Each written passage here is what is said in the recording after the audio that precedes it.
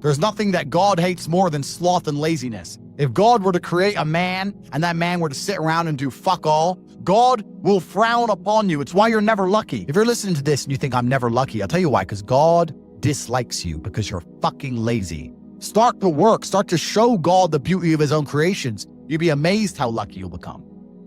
God is unhappy with these people. And inside their hearts, they're unhappy. We talk about depression, anxiety, all those things you mentioned earlier on this podcast. You'll loathe your own weakness. You'll loathe your own laziness. This is what all of these things are. I don't feel depression. How can I feel depression when I'm the most powerful version of me that I could ever fucking be? Most men are walking through life and they don't realize that it's constant competition. Every single pound they want, someone else wants. Every single girl they want, someone else wants. And they're just sitting there just fucking floundering and wandering through life, unaware of how competitive the world is. And this is my point. If the world is truly that competitive, you do not have time to be depressed because it's a non-competitive mind state. You could be depressed for X, Y, Z, whatever. I'm not depressed. And I want the money you want, and I want the girl you want, and I want the status you want, and the car you want, and the house you want. I'm gonna get it, and you're fucking not. I don't give a shit what happens to me in my life. I don't care how bad it is. I don't care if the worst, most heinous things I could possibly imagine happen to me. I know that my sadness, my depression will be temporary because I will never stay a loser. It is against my creed. It's not in my DNA. All of your minds are broken. You can't even focus on anything anymore. You're right. You are constantly distracted to the point where you can't even appreciate the good things in your life. You're distracted. Your minds are broken. You need to rewire your mind and resist the slave programming. If you cannot control your own mind, then you are just a feather in the wind of life because your own mind is the only thing you can control. You can't control the weather. You can't control people. You can't even control whether your heart stops beating. You might have a heart attack tomorrow. You can't control anything besides what you think. If you cannot control your own mind, then you go through life with zero control, zero influence. You can't control anything. You're just a feather in the wind, waiting for life to blow you from happy place to sad place to happy place to sad place, completely hoping on the gods to be fortunate to you because if any genuine discomfort comes your way, you're fucked. It's so easy to win if you can control your own mind. It seems that nobody fucking can. Your own father's ashamed of you, and you don't even feel fucking motivated to do shit. It's a fucking shame. You're to go and look your father in the eye and said, you know what? I could have been a UFC champion. I could have been a multimillionaire. I could have been a race car driver. I could have been a fucking nuclear physicist. Could have done all these things, but I was busy on Pornhub. You think he's gonna be proud of you? Fuck no. People who go, yes, I'm wasting my potential. Those are the ones who have potential. The ones who stand up and go, I am wasting my potential. I could be anything and I am not that yet. They have a chance. This is your prerogative as a man. Well, you need to be instilled with a sense of duty to your bloodline. You must want it. You need to want it deep inside your soul. I can't die as anything less than emperor. As a man, if you don't make yourself valuable, you have no value. You have to get up and do it.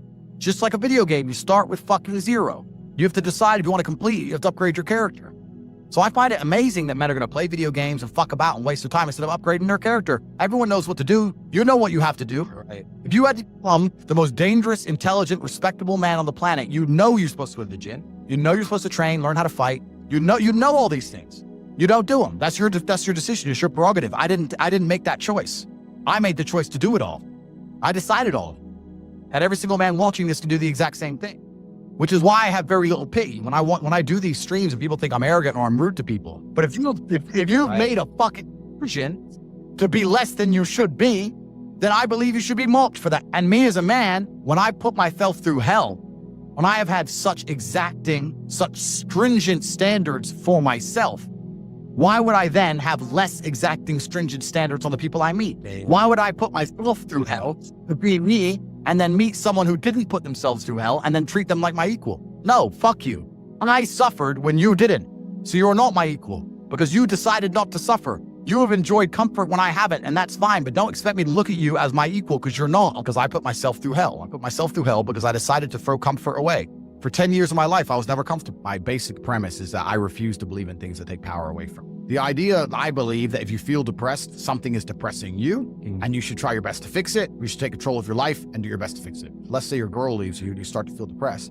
But you believe in the idea of depression. You're now going to start diagnosing yourself as clinically depressed, self-hypnosing yourself into hypnotizing yourself into being clinically depressed. And it's amazing how you can speak things into existence. I cannot become depressed because I don't believe in it. Let's pretend I'm completely wrong, right? The best option, the best thing to do is still to get up, be an adult, control your emotions, be stoic, and do the things you're supposed to do day after day. Laying in bed and doing nothing is never going to be the best option. The best option is still to go to the gym, to work hard, to run your business, to be successful. So it doesn't matter. We're talking about the different positions on the chessboard. But if the rules of the game remain the same, regardless of the position you're still trying to win, you still have to do the same things. So does it even matter at this point? If you come along and say he's depressed because of X and he's depressed because of Y and he's depressed because of Z, and the answer to all of them is still the same thing, then I don't give a fuck why you're depressed. Yeah, well, what I'm saying is you're playing a game and it's a competitive game and you need to build a mindset that allows you to be ultra competitive. And if you want to sit there and say, no, I want a non-competitive mindset, then fine. You know what you call people who do not win competitions? Losers. Correct. This is just a bottom line of life. And it's kind of interesting because everyone pretends they give a fuck, but nobody does. Especially women. Women truly don't give a fuck. If you ask a woman the kind of man she wants, she will never say depressed or sad. Ever. She wants a man who is ultra capable, ultra competent. They want someone who is fun and spontaneous and charismatic and successful. They don't have time for sad dudes. They don't care. So the world doesn't care. The world has never given a shit about sad men. So if you're going to sit there and self-diagnose yourself as a sad man, you're going to have a shit life and nobody's ever going to give a fuck and you're going to perpetually lose forever. And that is your decision. I am so scared of being that person. The idea of that terrifies me to the point where I don't even want to accept that as a reality that can possibly exist. I don't give a shit what happens to me in my life. I don't care how bad it is. I don't care if the worst, most heinous things I could possibly imagine happen to me. I know that my sadness, my depression will be temporary because I will never stay a loser. It is against my creed. It's not in my DNA. So they try and convince you, don't worry if you're being a loser because people feel sorry for you and you'll get attention for it and you'll be okay in the end. And it's all this temporary fixes of dopamine by saying, I'm sad. Don't worry, bro, you'll be okay. But it's bullshit. They don't care long term. The world doesn't care. Nobody really cares. Chicks don't care. Business doesn't care. You are going to fail. You can have anything you want on the planet. There's not a girl I look at that I want that I can't have. Not one. That's my reality. There's not a car I can't have. There's not a house I can't buy. I want to go to a yacht. I want to go to Antarctica. There's nothing I can't have. Bam. Because I've decided to become this man. It's the same for absolutely every single one of you at home. If you actually try and you actually want it, and you're actually not making excuses, lying, talking shit, you're going to get what you want. So when I see people who don't have what they want, I consider them losers. And this may be elitist, I understand that. But if I put myself through endless pain to end up where I am, it's very hard for me to have sympathy on the man who's afraid of pain. You're avoiding pain. I've been through endless. I now have everything I've ever desired. You have none of the things you desire. Am I supposed to feel sorry for you? Because you took the easy way out? Am I supposed to look at you and go, oh, poor dude? No, you were a fucking coward. You didn't go through the shit I went. You didn't put it on the line. So you deserve your substandard reality. That's what you deserve. You're a fucking loser. Because if you actually wanted it and you actually tried, you'd have it. You could have anything you want. Universe is super giving. If you want it, you can have it. If you're sitting there saying, oh, but I tried my best and I still didn't get it, you're lying. You didn't try your best. That is a fucking lie. The universe gives it to everybody who genuinely tries. And I know that to be a fact because this world's competitive. We're all competing against each other. And the majority of people don't try. Like I've achieved this amazing life and I've tried very, very hard. But it could have been harder. You just get to a point where you're like, I'm tired of hearing your fucking excuses. That's bullshit. And you become to a degree, yeah, cold and psychopathic. It's true. That's what happens. And I get it all the time. I get thousands of emails a day.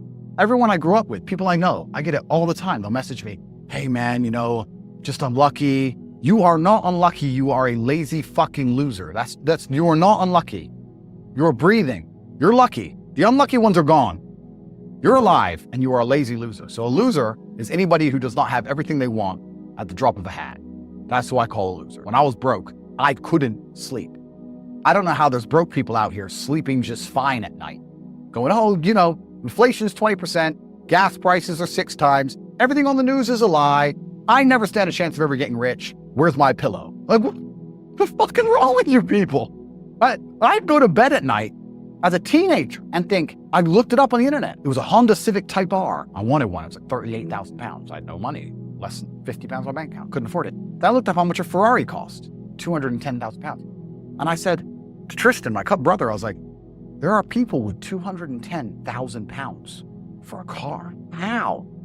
If I worked my job for 6 years and saved every penny, if I walked to work and didn't eat, I couldn't buy this car.